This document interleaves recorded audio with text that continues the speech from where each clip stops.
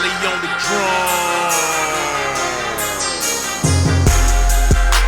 This is Friends with Good Intentions, episode 6, I believe. This particular individual, we are in the same field, and so she did not want to be on camera, and I respect that. So she's going to be ma'am today because she didn't have a name. How are you doing today? I'm doing good, Michael. How are you? I'm good.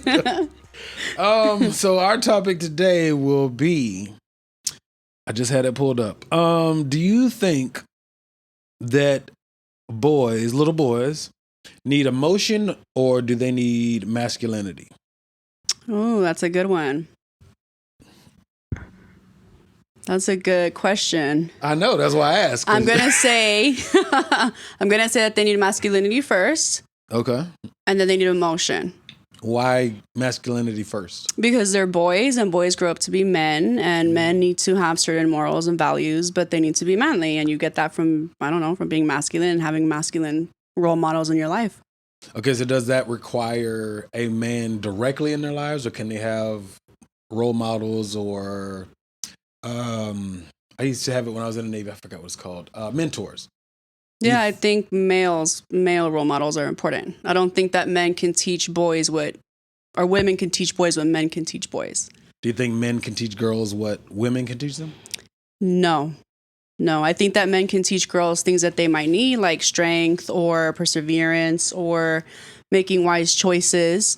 I think that like fathers can give daughters a male's perspective. Okay. Kind of like, kind of like the saying that I've heard, like, oh, well, these boys only want one thing, right? You may not really hear that from moms, maybe, but I think, and even if moms do say it, they may not view it in the way that fathers would. So I think that being a man and being out there and knowing how men roll, it kind of has a lot more backing to it than when a mom says it. Okay, do you feel, I know you in real life because we've worked together, obviously. You have 2 boys, I have a son. Mm-hmm. So is there things you wish I'm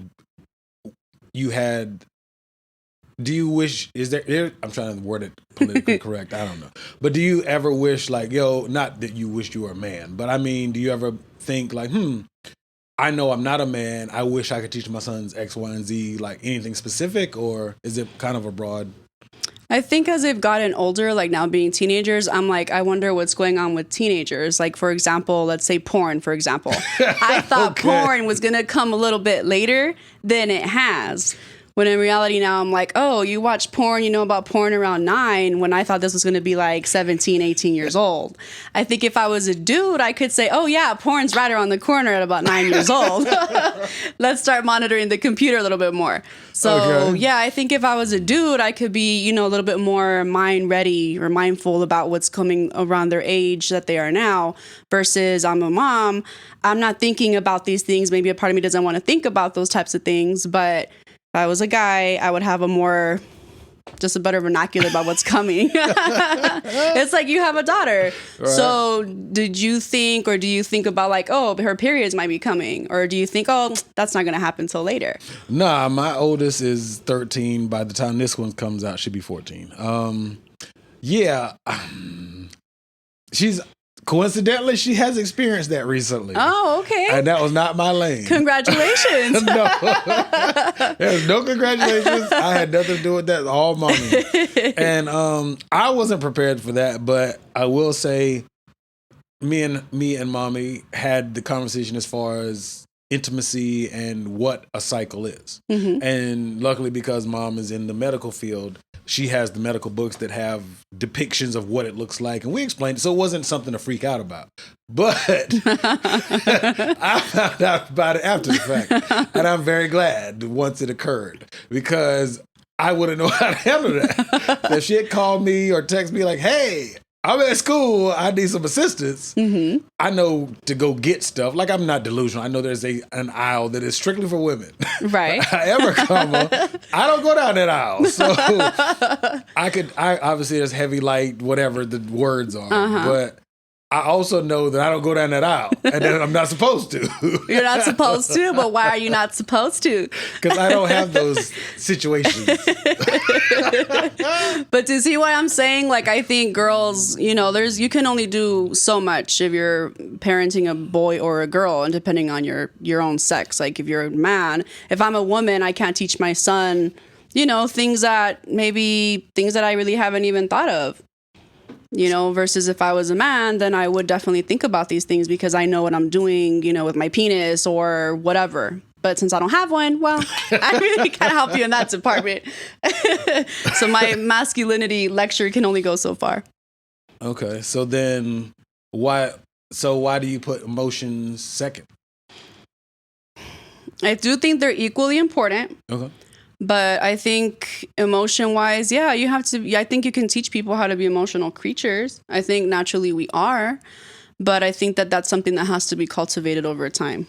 So is it safe to say that you don't feel, that emotions are tied to gender?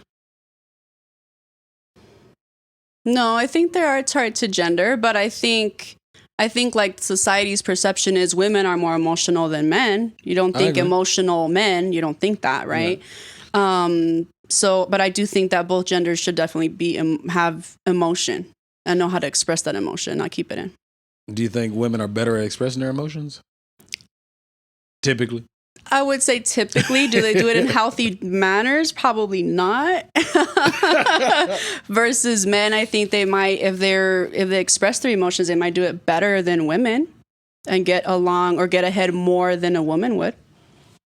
So you're saying that men that are men that are emotional tend to express them in a good way? It depends on how they express it. I think, let's say you have a woman and a man who both express their emotions, but I think a man might get his point across a lot faster than a female would.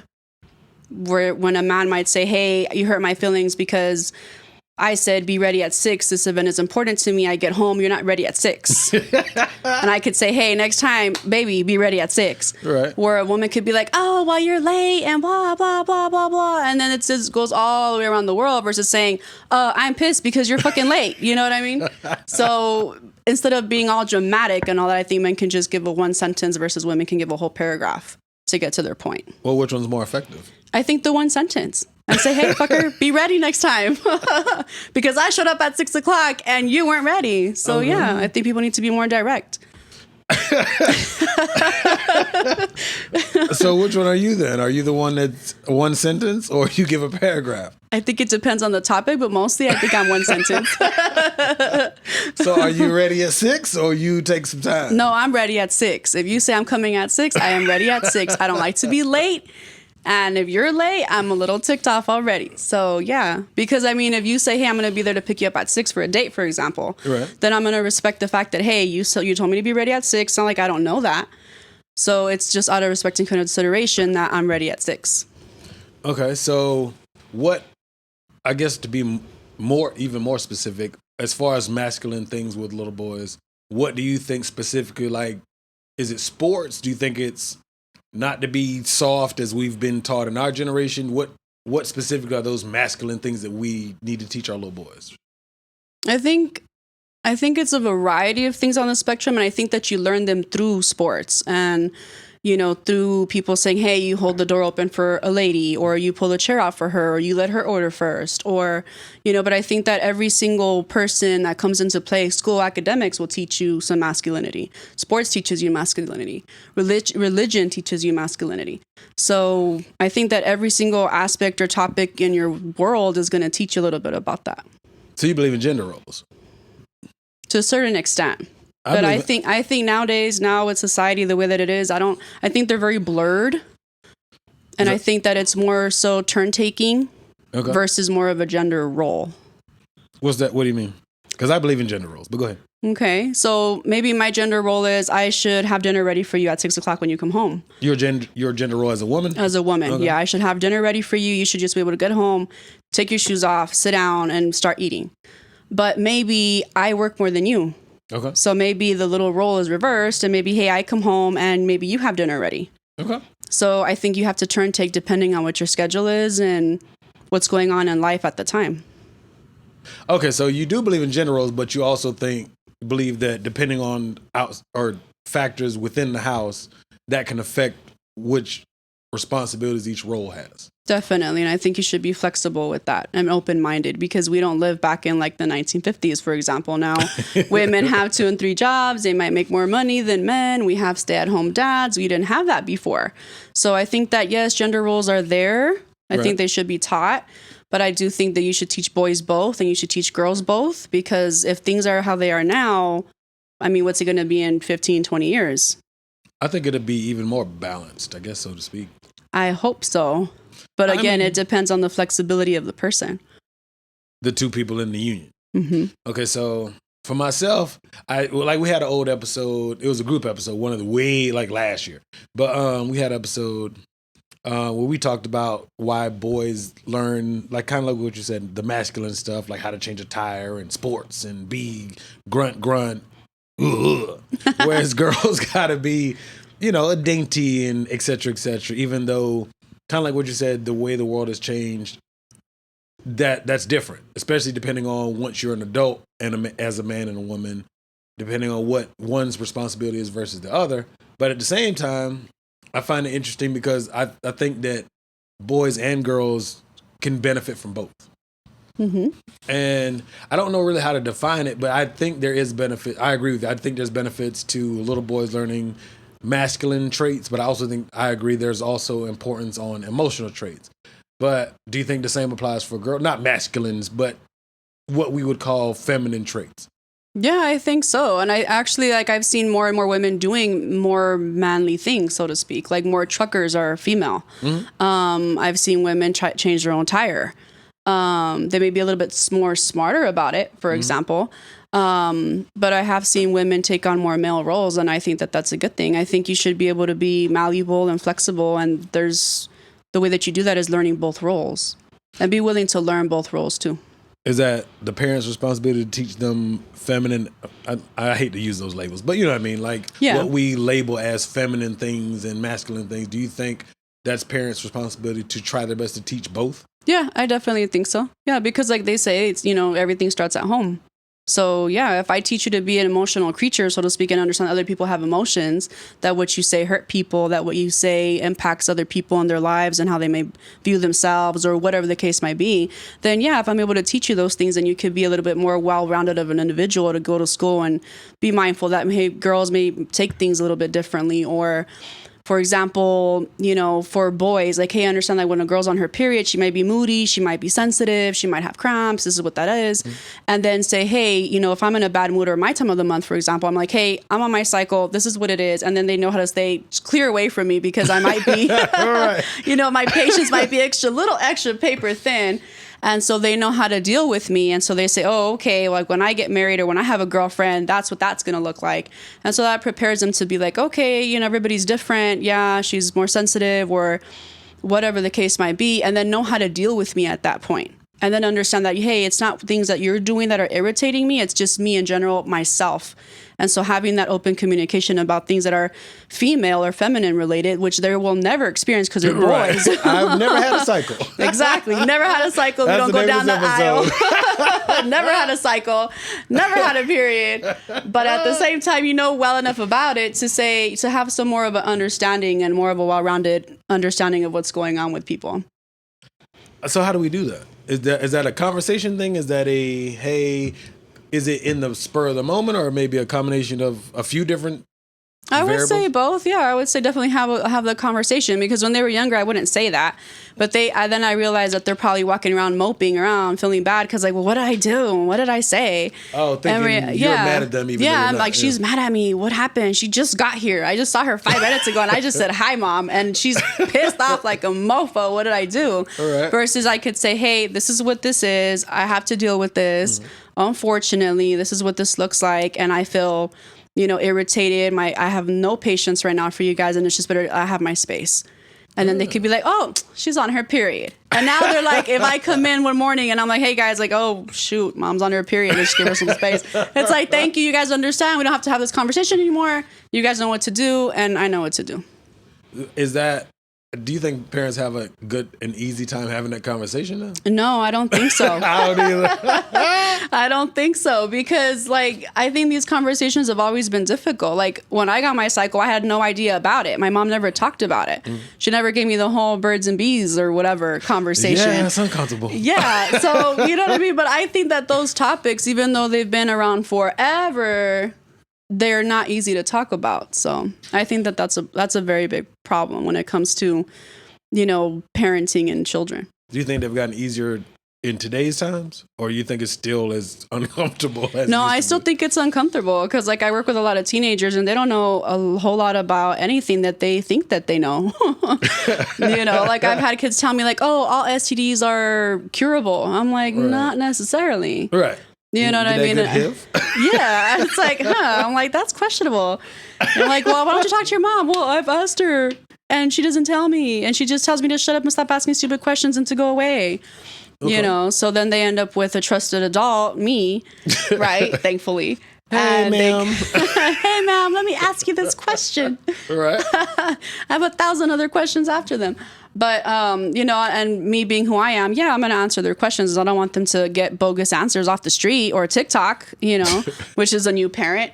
So, you know what I mean? I think that it's important that you do have those conversations with your kids. I do too. It was very awkward having that with my oldest. And I did not take the lead whatsoever. I'm sure you Mommy didn't. handled most of it. I was just there. I was like, shaking my head. Yeah, you got it. Is there anything that she said that you didn't agree with? No, because she's a woman and I'm not. And I mean, she took it from a medical perspective. So the way she explained things, it wasn't like fabricated or I heard it on the streets. Not on the streets, you know what I mean? Like this person that, what they call it, they. It wasn't they talk. It was, this is medically, this is what happens. The lining, I'm not going to go all into it. You can't even say it now. Yes, it's not my lane. But she said the lining falls out and she showed her in the diagram. So it was very medically driven. Okay. But I think that's why my daughter wasn't like, because it made sense. It wasn't just, you're going to be bleeding. Enjoy. You know what I mean? It was very... Please don't say enjoy. It wasn't, it's a self-cleaning oven. Peace. You know what I mean? It was very explained step by step why this happens. It is once a month, obviously, and it's part of females' puberty, except I don't even like talking about it. Yeah. But anyway, that's my kid. You know what I mean? So because I think mommy had that explanation and it was well thought out and not just some BS you hear in the streets, as they say. Right. I think when it came, I think she was more prepared for it. Okay. It wasn't this, why am I bleeding? You know what I mean? This is true. Right. But with my son, I'm the boy and I don't know where to have the conversation. I'm very comfortable watching you so uncomfortable. Yes. I don't know if he, you know what I mean? What are you going to do? I don't know, because when he talks to me, I'm going to tell him like I've talked about this way episodes ago. I learned from my youth pastor, sex is not just about the guy. It's about both people. Mm-hmm. So I'm going to teach him some of those things. Okay. I'm going to talk to him about the importance of being very respectful of the person you are intimate with. And not just, I'm getting mine. Hey, you know what I mean? And I want him to wait. Not till he married necessarily, but I would like him to take his time and be a fully grown man instead of a horn dog in high school or whenever he decides to give away his V card. Okay. But I think that traditionally, even today's time, men are like, yeah, get it. You know what I mean? And we act like we don't give a shit. But in real life, that ain't nothing to me, that's nothing to play with. Right. This is true. Regardless of age. Because there's all things going on in the world. And I unfortunately, the grunt in all of us guys, we encourage, like, get you some, you know what I mean? But we don't talk to them about the seriousnness of being intimate. Mm-hmm. Especially whether it's you being masculine and I want to prove myself to the guys in the locker room, and you end up with the guys who talk shit and they bash girls, or the guys who lie, the teenagers who lie and make themselves sound cool. Whereas if my son's intimate with a girl for his first time, he genuinely cares about it and she breaks his heart. And I think people don't talk about that either. Why do you think that is? Because I think that would be a really good emotional / masculine topic. Because I think part of it is, at our age, I don't know, truth be told, but I think some of it comes from trying to prove ourselves. You know what I mean? We're guys. We got some cootie. You know what I mean? I mean, it's not cootie. You know what I mean? Like we had intercourse or relations or whatever. Yeah, whatever. You know what I mean? But that, even though it's a quote unquote badge of honor, that's still a conversation that I got to have with my son. Not to just be reckless with his body. And are you going to wait for him to come and tell you, like you said earlier, or are you going to like bring it to the table? I have no idea. Hopefully. Because it sounds like you're going to just wait a minute. In my soul, I want to wait, but I'm pretty sure I'm going to bring it to him. Hey, son, let me holler at you real quick. You know, I don't say his name on the podcast, but hey, right. buddy, you know, let me holler at you real quick, player. Let me holler at you. Take him to a football game or something. You know? Okay. Oh, my God. As I order my beer and his hot dog. Okay, sitting on the bleachers. All right. No, I just... And your matching jerseys. Absolutely. No, it's just, there's a certain, I think there's a certain, I don't know if couth is the right word, but there's a certain je ne sais pas. You know what I mean? You can't just, hey, bruh, let me holler at you. You know what I mean? You having sex? You know what I mean? I have to be able to explain that to him in the senses, terms that he can understand at his age, because obviously my son's 8, I'm 37, so what's that, 20 years older? No, about, yeah. 30 years old, damn. I'm basically 30 years older than my son. I have to be able to explain it to him in his terms, because obviously we are not nowhere near the same generation. Right. But at the same time, he's got to know that I'm serious, and he needs to take women serious, whether it's high school girls or grown-ass women. Okay. But I don't know if... I'll probably never be prepared for that conversation. But do you think that's limited to a person if they're a dad or a mom, or do you just think that's a difficult conversation regardless? I think it depends on the person. Like me, for example, I could talk about any topic with my boys. You, on the other hand, it's like we're going to stick to football, wings, and a podcast. That's what we're going to stick to. That's all I got. Maybe some tattoos and a piercing, and we're all right. But yeah, when it comes to like porn, sex toys, sex, periods, tampons, all that, I think it really depends on the person. So and you're how equipped to have that conversation. Yes, absolutely. Yes. Boys or girls? Boys or girls, yeah. So if your sons ask you about girls, I'm sure they have, because they're high school. They age. have, yeah. Is that weird? It's exciting for me, actually, to be honest, because these are the type of conversations I didn't have with my parents. Mm-hmm. And so, like, I had seen a quote a long time ago that said, like, be who you needed when you were little. I agree with that. And I'm like, I needed somebody to sit me down and say, hey, let's talk about these things, ma'am. And I didn't get that. And so I went to go learn shit on my own, which obviously isn't always the healthiest, way to learn things. And so with them, I always said, well, when they grow up and we have these conversations, we're just going to talk about everything. We're not going to get grossed out or embarrassed or whatever, because I want to be the fountain of your information, not TikTok and IG and the little hoe up the street. You know what I mean? I want you to come to me. Not the little hoe up the street. No, not the hoe up the street. She might be informed. But the hoe in your house is informed a little bit better.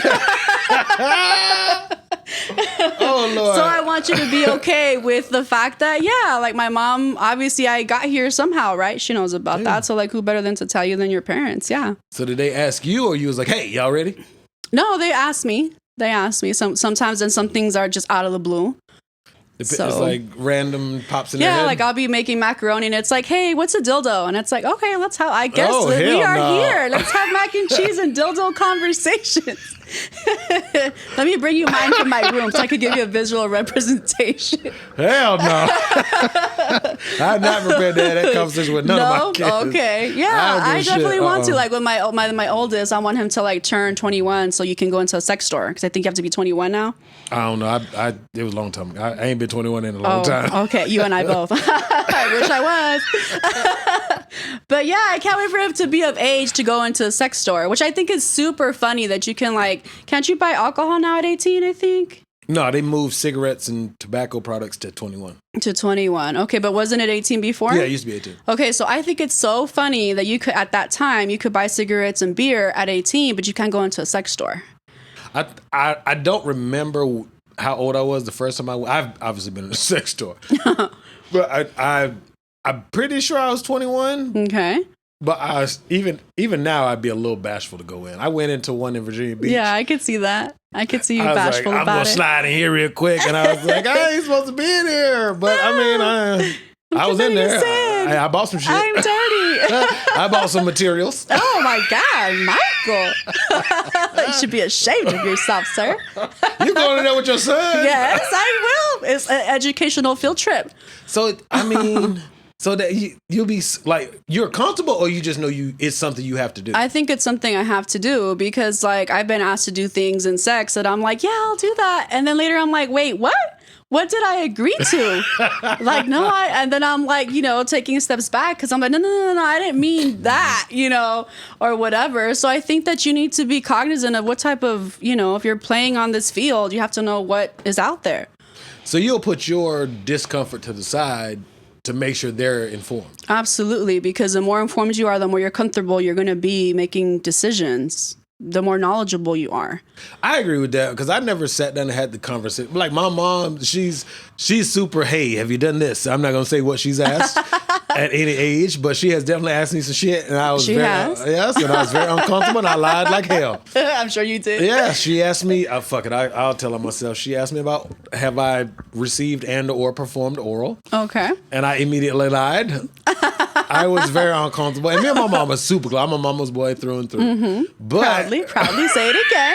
Say it again for those who didn't hear you. Mama's boy, absolutely. But it just, and I know she didn't mean no harm. We have that type of relationship. But I think because I was so taken aback, I was like, never. Or because she called you on your shit? Absolutely. I just was like, no. I don't know what you're talking about. Yes. Is that at the sex store? So she hit me with that. And I was like, no. But I mean, I was an adult when she asked. Okay. But I do agree. I would have to set aside my discomfort with all three of my kids and be like, if they ask, I got to answer it. Because I agree with you. I don't want them to learn from boo-boo to fool. Like not my first sexual experience, but my first kind of the words or the idea of sex. I was in middle school and my friends was like, we're going to play hide and go get it. And I was out loud, I was like, hell yeah. And on the inside, I was terrified. I was like, I'm a virgin. I don't know what that means. What am I going to get? What if they catch me? And it would have been nice to have at least some knowledge of what any of that is. Intercourse or sexual intimacy or being masculine, being emotional, all of that. And nobody had that conversation with me. So I'm trying to be cool and all that shit. And they're like, yo, we're going to play hide and go get it. I'm like, I don't want to get it. On the inside, but on the outside, I'm like, hell yeah, I'm going to catch all these girls. Oh, no. I didn't look for shit. I wasn't prepared. I wasn't ready. Lord have mercy. Did you learn later what it was? Yes, but I wasn't supposed to learn through the streets, quote unquote. Well, I would agree with that, sir. That's what I'm saying. That's a little scary. It was intimidating as hell. And so I agree with you. I'm going to have to push not my pride, but your uncomfortability. Yes. Yeah. I don't want to be uncomfortable having that. But I mean, I think you could say that. I think that's also, and since we're talking masculinity and emotion, I think that you saying, hey, I'm uncomfortable having this conversation because those are your emotions, and letting them know, like, yeah, maybe I am, uncomfortable, and that's you being a human person. I mean, that's you being human, being emotional, and sharing that you're feeling that way. So I think that's important. So it is important. I mean, I agree, but I mean, so would that be demonstrating emotions as well as masculinity? Yeah, just definitely. say I'm vulnerable. Not the words I'm vulnerable, but hey, son. But why wouldn't you even say that? I think you could say that. Say what? Like, hey, I'm vulnerable right now. I don't like this conversation. I have all kinds of emotions. I've been dreading this day since you were born. But we're going to have it. We're going to have this conversation because you're a man and I'm a man. I'm going to teach you these things about being a man. Or I'm going to teach you these things about men because you're going to encounter them. I don't know, because also as a kid growing up, my parents, they did not sign the sexual education for permission. Oh, they didn't? No, so I went to the library. So in addition to learning from these idiots in the streets, quote unquote, I also didn't go to sex ed.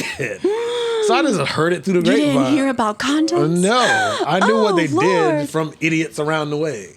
But I'm okay with, I think my oldest went, because I remember giving her permission. But I think it was sometime in middle school. It wasn't this school year, but I'm okay with them learning that at school. But in addition to that, or to supplement it, or whatever big word you want to use. Yeah, supplement it. I want to make sure I have a hand in that as well. Yeah, and I think mommies so. should have a hand in that as well. Because, I mean, the school gonna teach you some shit, but they ain't gonna keep it funky. This is true. I got to keep it funky, even as uncomfortable.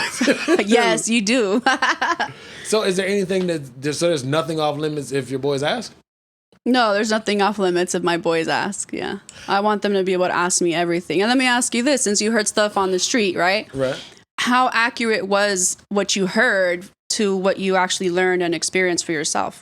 Did it match, or was it like, this was nothing like I thought? This was nothing like you guys said it would be. This is gross. I'm disgusted, or this is bomb as shit. I want to do this every day. Like comparing what you heard versus experience, how did it match up for you? How did it? Lord, my first encounter was not quick at all. So I was very thrown off by that. It was that first time I'm trying not to be graphic. That's okay. That first time you bust off, it's gonna be quick as hell. It was not quick. Oh, yeah. Okay. So were you freaking out? No, I just was like, I guess I'm doing a good job. I don't know if I was. It's forever ago, but it was 9th grade, which is, I think, even for myself, that's too young. No, I think that's very young. Yeah, that's a year that's next from school your year daughter. From my kid, yeah, yes. Absolutely. I definitely, for a boy or a girl, I'm not just saying girls. That's to me, I was too young. Yeah, that is very, very young. Yeah, and I don't think people should be, especially. I'm not done developing and growing.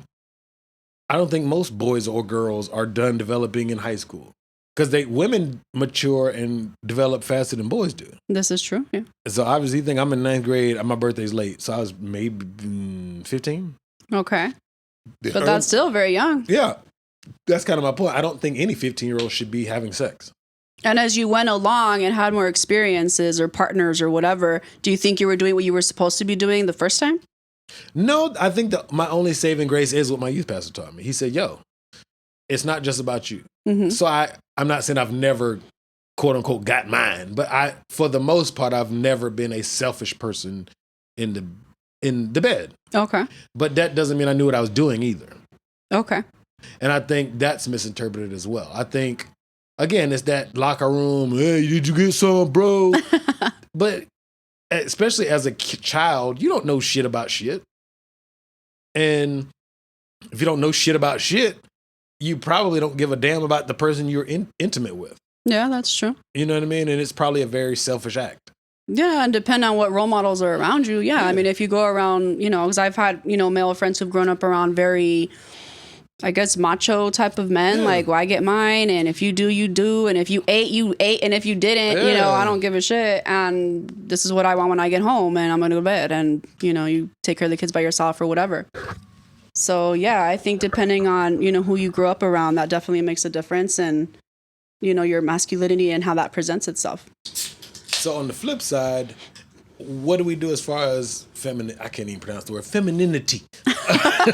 Femininity. When it comes to young ladies, I mean, because we're just discussing boys, so you don't have daughters. But on the flip side, and we've dabbled in it, but women or young ladies have to learn some of these things as well. But I don't think women, and I could be wrong, I'm not a girl.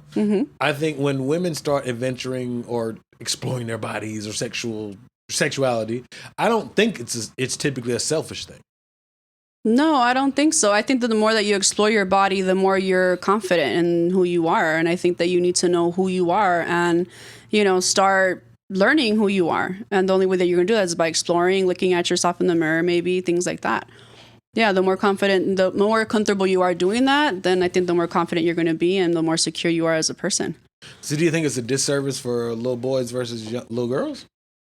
No, I think boys should do the same thing. No, I mean, as far as women, or no, I keep saying women, little girls, like, even in the movies, the guy will be like, if you love me, you'll do this. And really, that's some selfish shit that little boys say. It is selfish. Yeah. So, you don't think women say it too, though? I don't think so. I think so. Really? Yeah, I think so. I don't think little teenage girls is like, if you love me, you'll do this. I think so. I mean, maybe, yeah. Because just like you guys are in the locker room, like, yeah, bro, get some and this and that. I mean, I think, yeah, definitely, especially nowadays. Like, working with teenagers that I worked with, it's like, oh, yeah, I got mine. Like, oh, you had them, I had them too. Like, you're not special. And it's like, oh, well, shit, I guess they ain't special because they both had them. So you know what I mean? It's bragging rights for little girls too? Absolutely. Because think about it, just like you guys want the badass bitch at school, right? Well, they want the badass dude at school. I mean, it runs both ways. And I think that's the problem, that people don't understand how much both ways run in everything. Well, I'm not a girl, so I wouldn't know. But I never thought about it. I never thought the girls was in. Well, maybe because I'm an '80s baby, but I never thought our generation was like, "Yo, I got his ass. I got the quarterback or the starting point guard or whatever it's called." Yeah, girls do that. No, too? absolutely. I mean, perfect example, because I was like at one of the schools the other day, and this girl disappeared from class, and we were like, "I wonder where she went." You know what I mean? So she comes back to class, and she's a little messed up from her hair. She need to straighten up, a little freshening. I don't think she freshened up. Not her face anyway. But it turns out, they were talking amongst themselves, and they're like, "Hey, like, where did you go?" And she was just like, and she kind of hinted, like, did some mannerisms that meant like she went to go have sex in the bathroom with some other student. Right. And they're like, "But I thought you were with so and so," and she kind of like, "Well, I could be with who I want." So.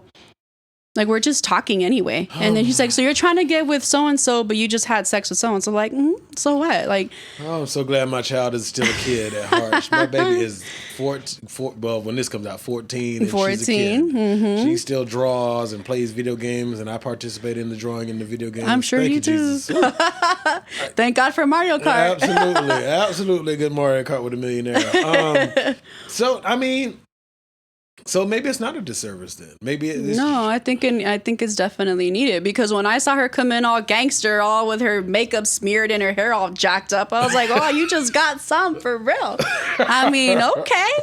I mean, you got this dude on the side, and you got this dude in math, and you got this dude in history. I mean, hey, you're big baller shot caller, right? So yeah. And the girls were like, "Dude, like, okay."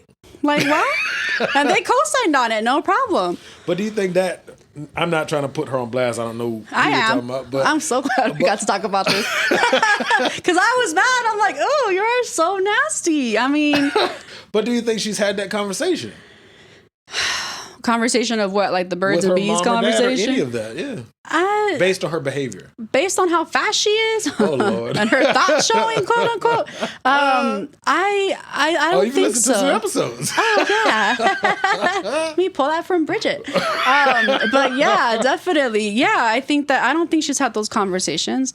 And if she's had those conversations, I don't think it's coming from people who care, so to speak. I think it's not what's on the plate, it's how you serve it. So, for example, I was at that was food. Thank you. You might use that. That was good. Just kidding. Anyway, oh Lord, not the poetry snap. They can't see us, man. That's okay. You got me doing it now like an idiot. Anyway, carrying on.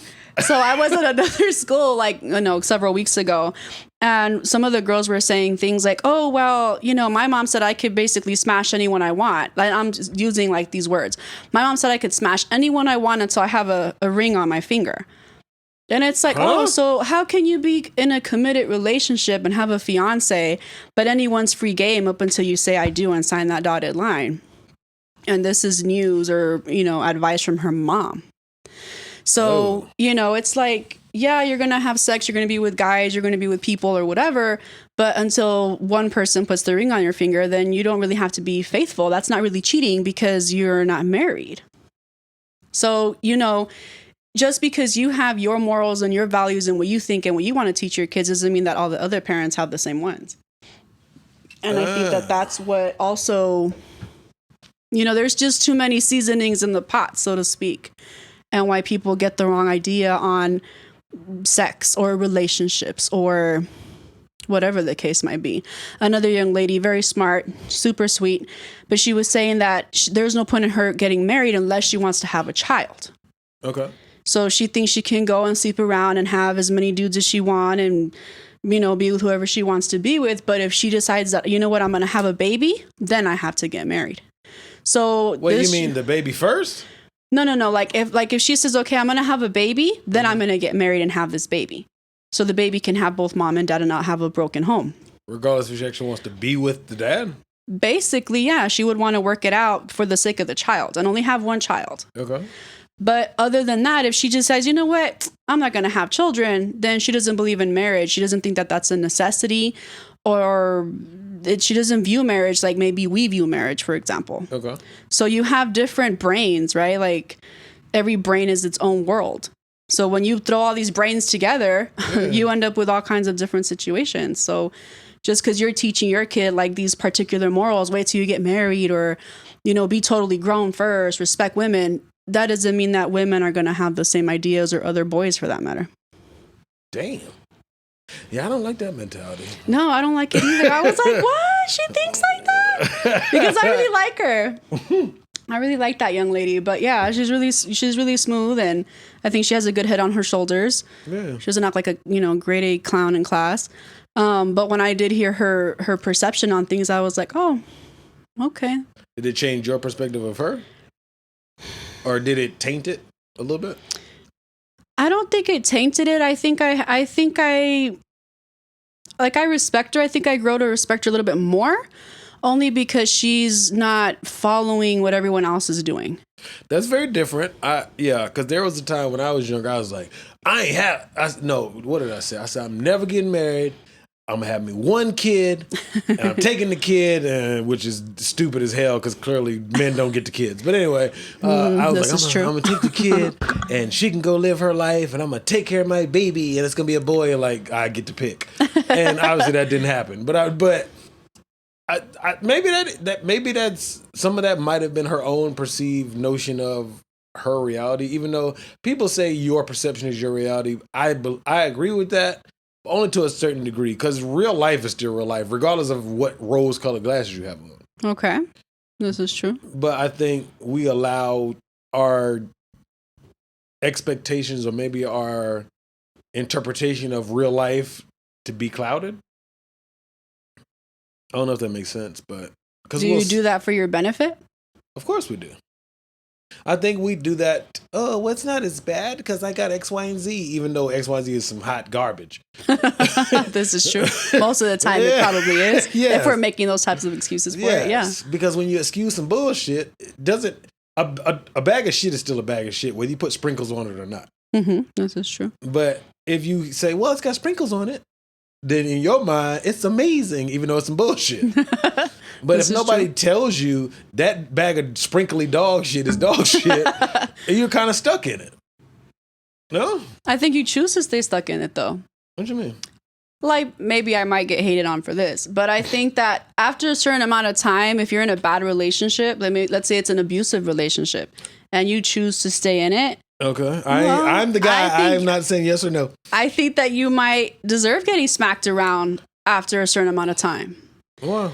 Because of the fact that, like, if you have the ability to leave, you have people that are there to support you, you know, maybe not depend financially on this person. Maybe you don't have children together. Yeah. You're not married. There's the door. You can simply leave. Yeah. Okay. You know what I mean? Let's say he hits you, he smacks you around or whatever. And this is male or female, because there's men that are in abusive relationships too.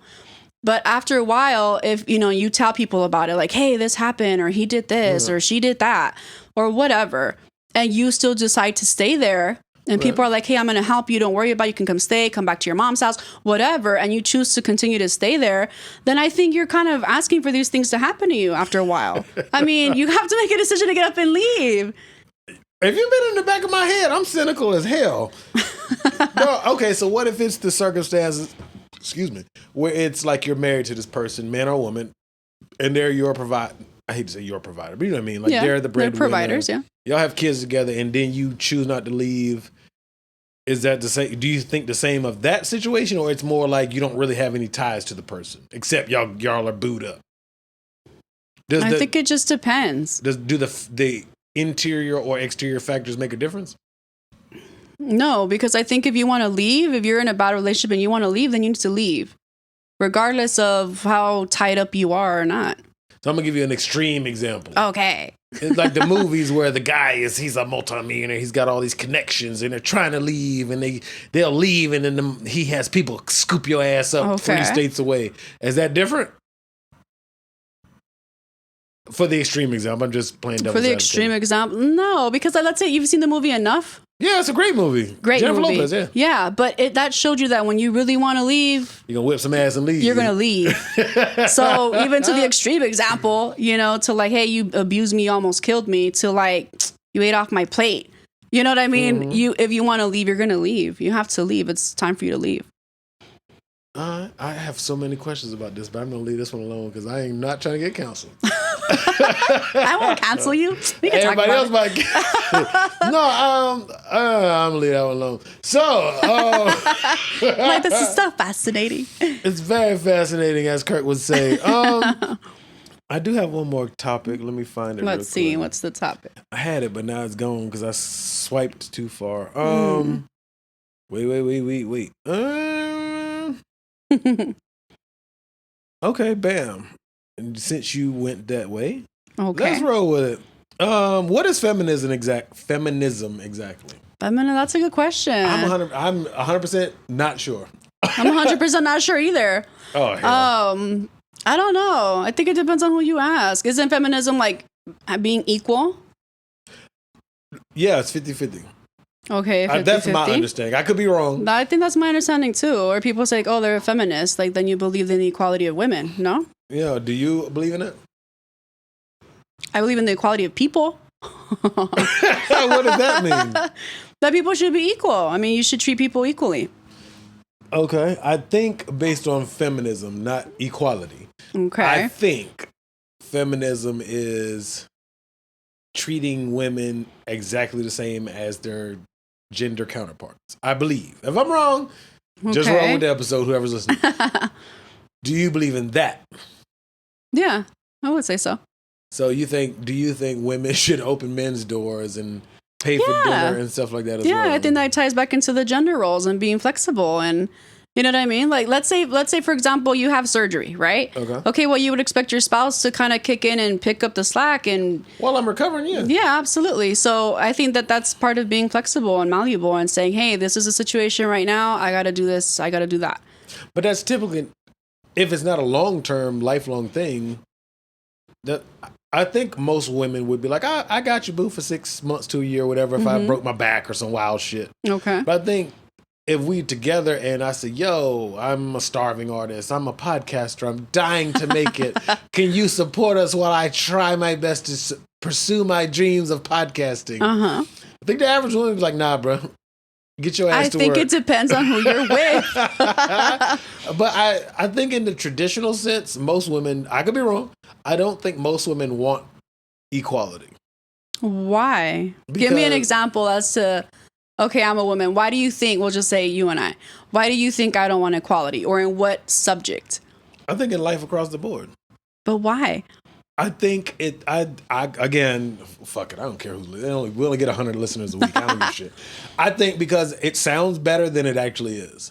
I don't think women want to open a man's door. I don't think women want to go pay for on more often than the flip of it. Okay. I don't think women want to pay for more shit than men do. Equality, yes. But I'm talking about if we, in the equal sense, everything's 50-50. I don't think women have a problem with that.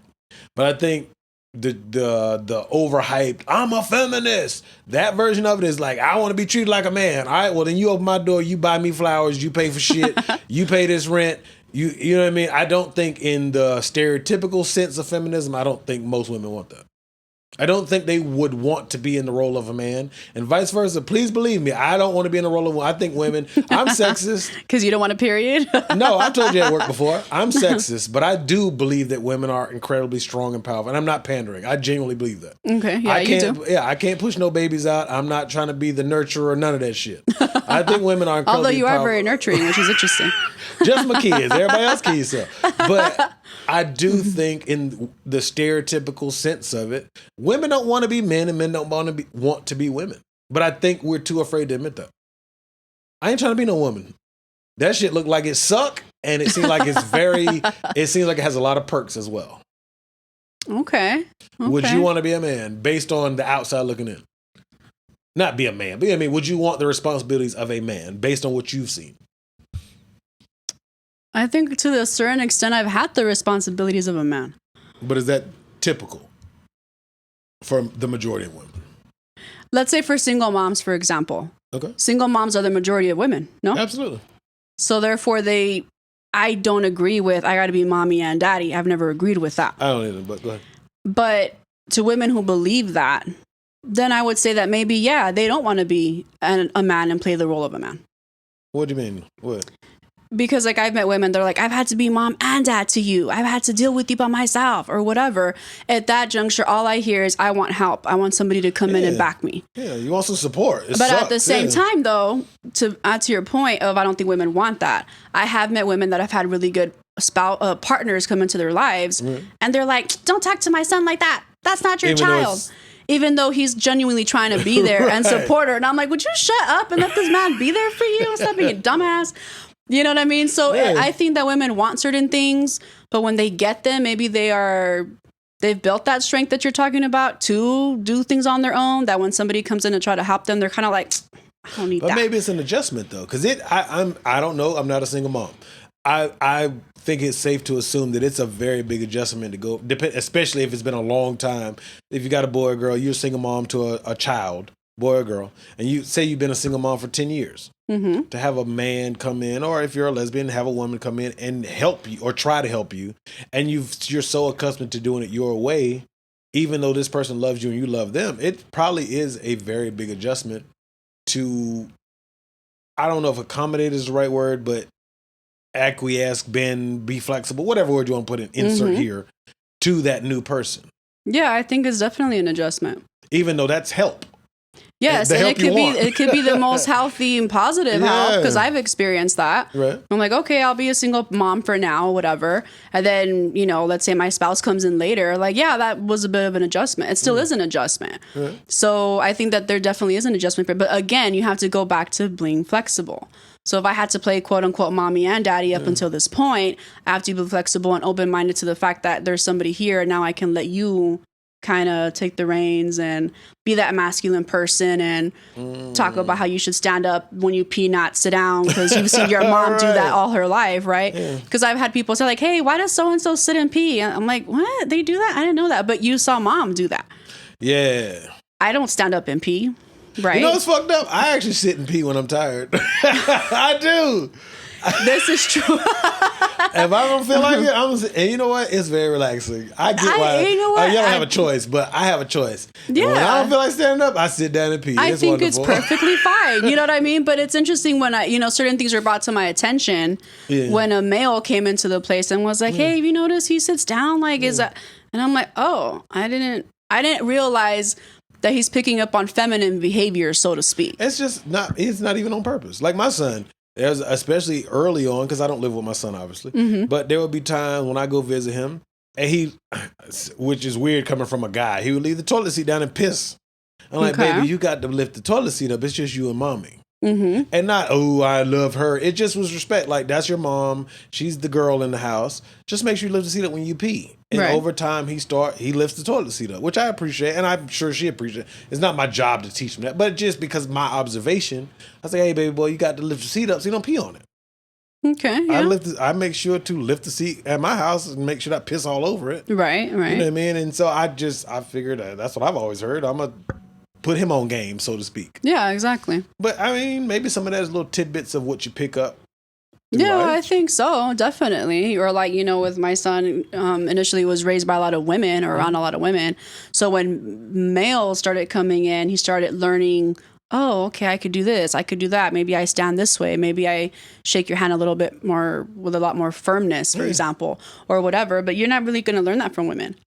But did he seem to be excited about like having that male role model in the house? Yeah, definitely. I think so. I think he was craving that. So I think that that children do crave that because they acknowledge that, I can't learn everything from mom. I do need dad around, whoever that dad is going to be. And whatever males those are going to be. So I think that they're open to it and they're ready. I think that they're ready to get that from whoever's going to come and give it to them. I agree. When I go see my son, like he's hyped. You know what I mean? We gonna sword fight. We going to play outside through the football. Yeah. Like I'm like, does mine? I'm sure he is. You know what I mean? And I appreciate it. It makes me feel welcome. Mm-hmm. So I agree. I think that going back to the very beginning, I think some of that is some masculine energy that little boys crave, and I think they need it. I mean, I'm 37. I crave masculine energy, not in a gay way, but I appreciate masculine energy. I enjoy Kirk's energy. I enjoy my homeboy's energy. I enjoy masculine energy when the time calls for it. Right. Mm-hmm. But I also enjoy feminine energy. You know what I mean? Mm-hmm. And not day in, day out. But I think we all do. I could be wrong, but no, I think that even understanding that and acknowledging it and accepting it when you do get it, it helps you become more emotional, more well-rounded emotionally too. Yeah, because I mean, I think a good, healthy balance of both is necessary. I'm not that I'm the most healthiest person, but I do think that a human being, man or woman, or what in between, or whatever side of the spectrum, I think we all need both. Yeah, definitely. I think so too.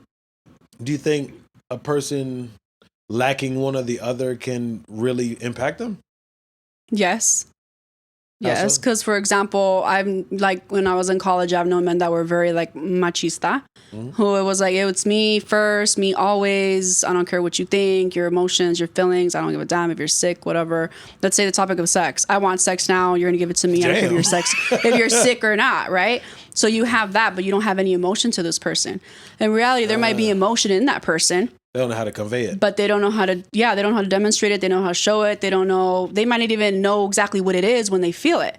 But they know this though. They know when I want it, I'm going to get it, whatever. Right? I've known men that are like that. For example, I have a friend who, she has many children with this particular individual I don't really care for. But, Undisclosed individual. Asshole. Anyhow, name probably starts with a J. But I'm just saying. And so, like my understanding is after you have a child, you shouldn't have sex for like maybe 4 to 6 weeks. Right? Well, she was like with him like the same week after she came home from the hospital. Ooh. Because he was like, hey, I have needs and you need to handle that. For real? Yeah.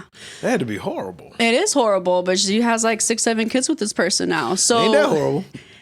None of my business, but I'm just saying. It's my business. I get into it. So yeah, I think it's a problem. You know what I mean? Like I don't see no emotion from this person at all.